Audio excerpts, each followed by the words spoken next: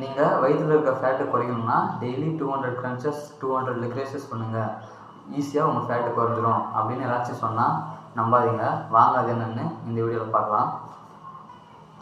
இப்போ நம்ம ஒரு மசில் ட்ரைன் பண்ணுறோம் அப்படின்னா அது மசில் க்ரோத்துக்கு ஸ்டிமுலேட் கொடுக்குமே தவிர ஃபேட் லாஸ் பண்ணாது.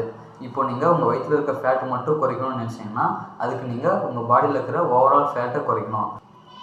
ஸ்பெசிஃபிக்காக வயிற்றில் இருக்க ஃபேட்டு, ஆர்மில் இருக்க ஃபேட்டு, தையில் இருக்க ஃபேட்டு அப்படின்னு சொல்லிட்டு ஸ்பாட் ரிடக்ஷன் பண்ண முடியாது.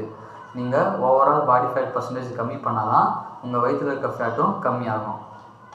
இப்போது டோட்டல் பாடி ஃபேட் பர்சன்டேஜ் எப்படி கம்மி பண்ணுறதுன்னு பார்த்தீங்கன்னா, நீங்கள் உங்கள் மெயின்டெனன்ஸ் கேலரியை விட 300 to 500 கேலரி கம்மியாக சாப்பிட்டு கேலரி டெபிசிட்டில் இருந்தீங்கன்னா உங்களுக்கு ஓவரால் பாடி ஃபேட் பர்சன்டேஜ் கம்மியாகும்.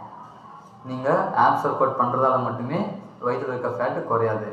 புரிஞ்சிருக்கும்னு நினைக்கிறேன். புரியலன்னா இந்த வீடியோ திரும்ப இன்னொரு முறை பாருங்கள். இந்த மாதிரி யூஸ்ஃபுல்லான இன்ஃபர்மேஷன்ஸ்க்கு என்ன ஃபாலோ பண்ணி வச்சுக்கோங்க.